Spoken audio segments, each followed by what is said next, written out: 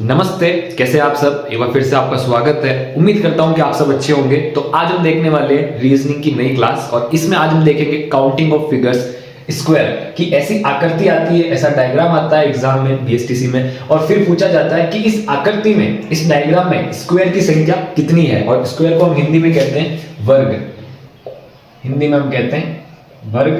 तो क्वेश्चन आता है कि इस आकृति में वर्ग की संख्या कितनी है और आज हम ऐसी आकृति के क्वेश्चन देखने वाले हैं। तो सबसे पहले हमारे सामने है 2। तो अगर आप यहाँ पर देखोगे इस आकृति में कितने वर्ग है, तो आप यहाँ पर देखोगे कि एक, ये हो गया पहला, ये हो गया दूसरा, ये हो गया तीसरा, ये हो गया चौथा। तो 4 वर्ग तो हमारे सामने यही है और 5वां हो गया ये पूरा बड़ा। तो 4 + 1 ये हो गया हमारे सामने पूरा बड़ा। लेकिन हमारे सामने कभी कभी ऐसा आ जाता है कि इतने सारे वर्ग दे दिए जाएंगे, इतने सारे स्क्वायर दे दिए जाएंगे और अगर इससे भी ज्यादा दे दिए जाएंगे तो हम क्या करेंगे, कैसे काउंट करेंगे। क्या हम वहां पर एक एक काउंट करने बैठेंगे? अगर हम एक एक काउंट करने बैठेंगे तो हमारा समय ऐसे निकल जाएगा। तो उस समय आपको क्या करना है, यहां से नंबरिंग करनी है 1 2 3 4, फिर वापस ऐसे नंबरिंग करनी 1 2 3 4।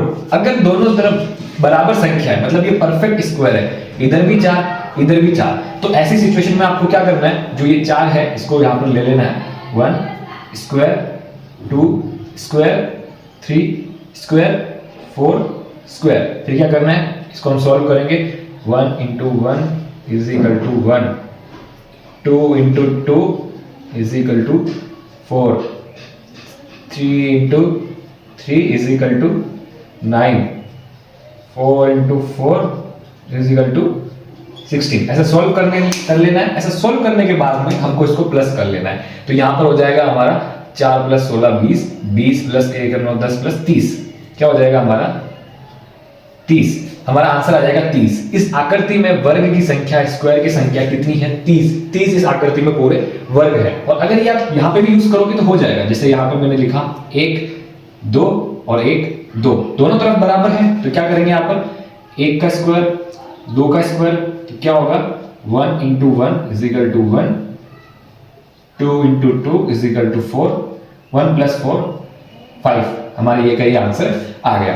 और आप कर सकते हो कितने भी स्क्वायर क्यों ना हो, अगर ऐसे ऐसे नंबर बराबर है तो आपका आंसर इस ट्रिक से आ सकता है। और उम्मीद करता हूं कि आपको समझ में आया होगा। नेक्स्ट डायग्राम पे हमारे सामने 2 आकृति है, 2 डायग्राम है और हमें ढूंढना है कि इनमें कितने वर्ग है, कितने स्क्वायर है। अब ये ऐसा लगेगा कि जो हमने पहले क्वेश्चन देखे थे वैसे ही ये क्वेश्चन है, लेकिन अगर आप ध्यान से नंबरिंग करोगे तो 1 2 3 1 2 3 4 नंबर सेम नहीं है। 1 2 3 1 2 3 4, इधर एक एक्स्ट्रा आ रहा है। तो जब कभी भी ऐसा हो जाए कि इधर और इधर रो और कॉलम में नंबर सेम नहीं है, तो उस समय आपको क्या करना है, जैसे कि ये 1 2 3 4 है तो इसको उल्टा लिख लेना है 4 3 2 1।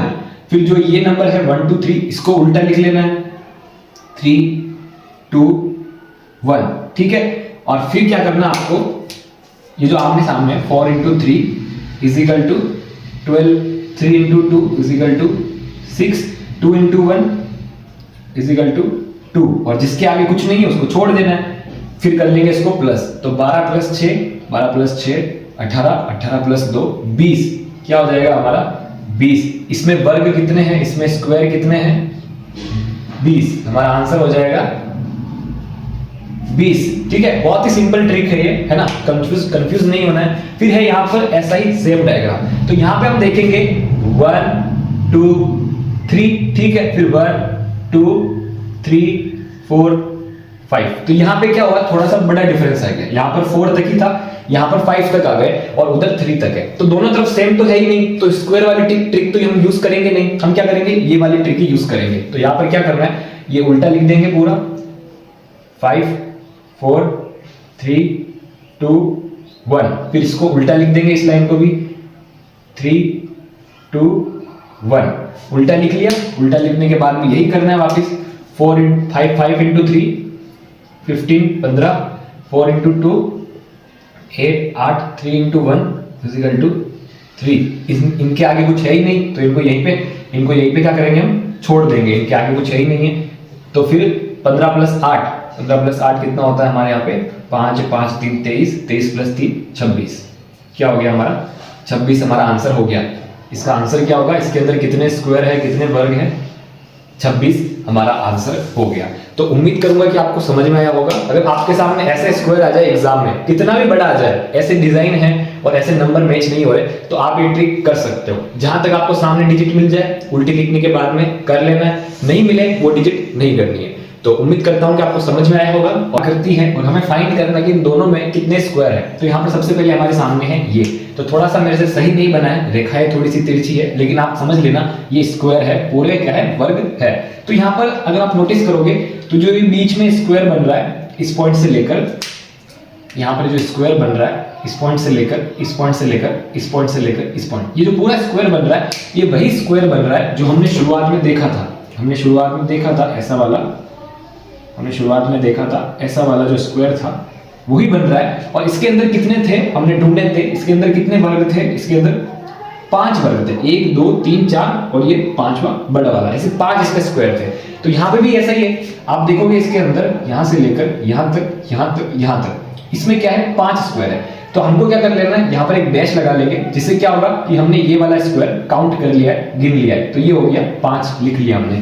फिर आते हैं इसके ऊपर वाला, तो इसमें भी क्या है, इसकी भी डिजाइन जो आप देखोगे ये ऐसे ऐसे ऐसे डिजाइन जो आप देखोगे पूरी ऐसी की ऐसी है, तो यहाँ पे भी डैश लगा लेंगे, इसके भी क्या हो गए 5 स्क्वायर हो गए। अब जो ये बड़ा वाला है, ये बड़ा वाला जो है इसकी भी सेम डिजाइन है, ऐसी सेम डिजाइन है, तो इसमें भी हम डैश लगा लेंगे, मतलब क्या है काउंट कर लिया, तो 5 ये हो गए।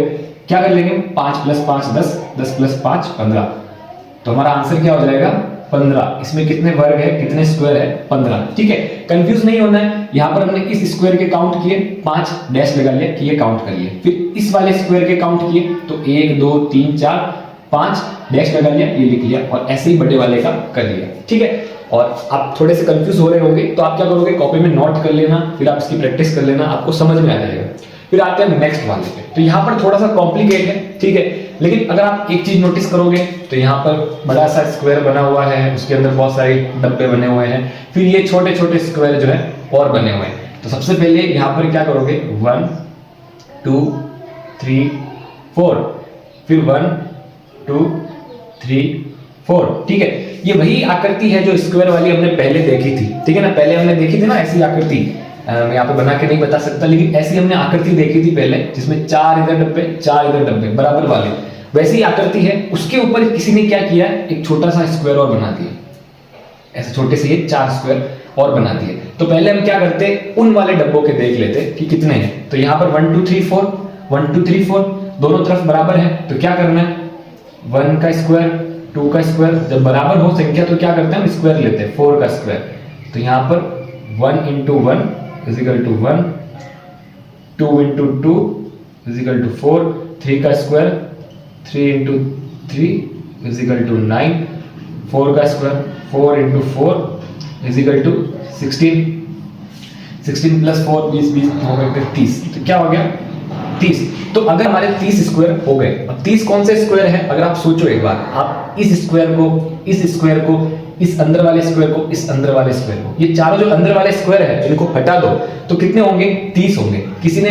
फिर अब गिनते हैं हम अंदर वाले, अंदर वाले तो जो ये बन रहे हैं ये वही बन रहे हैं, सेम ऐसे ही बन रहा है। ठीक है ना, सेम ऐसा कैसा बन रहा है आप देखोगे तो क्या हो जाएगा, यहाँ पर डैश क्या हो जाएगा 1 5, इसमें डैश इसके 5, इसमें डैश इसके 5, इसमें डैश इसके 5। ठीक है, तो 5 प्लस 5 10, 10 प्लस 15 15 प्लस 20, तो 20 हो गए।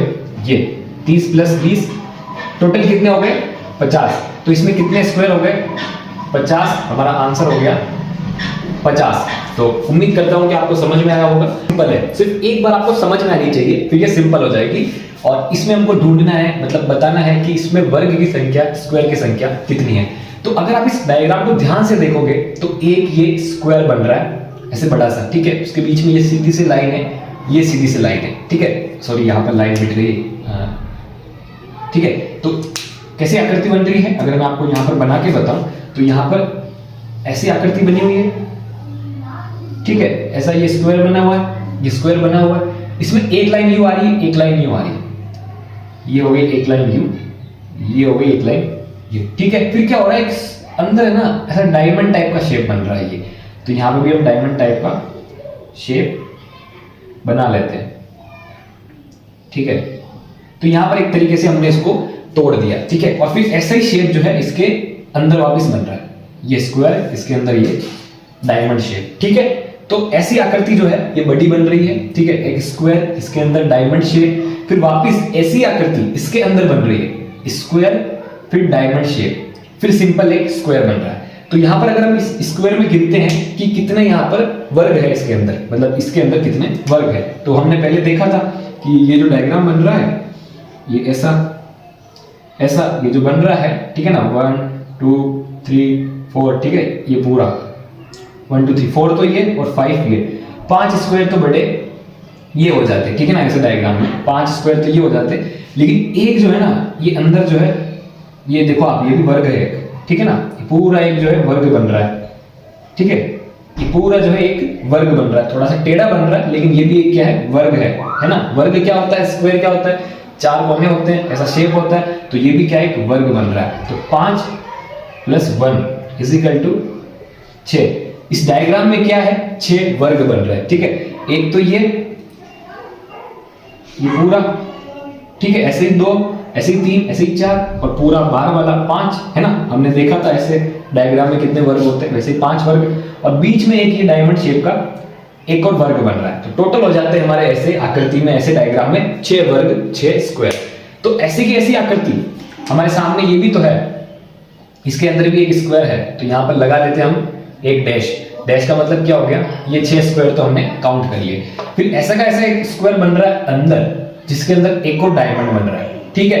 तो लगा लेते हैं इस वाले स्क्वायर पे भी एक डैश, ये हो गया हमारा एक और 6 स्क्वायर, ठीक है। फिर आते हैं हम ये वाला बच गया।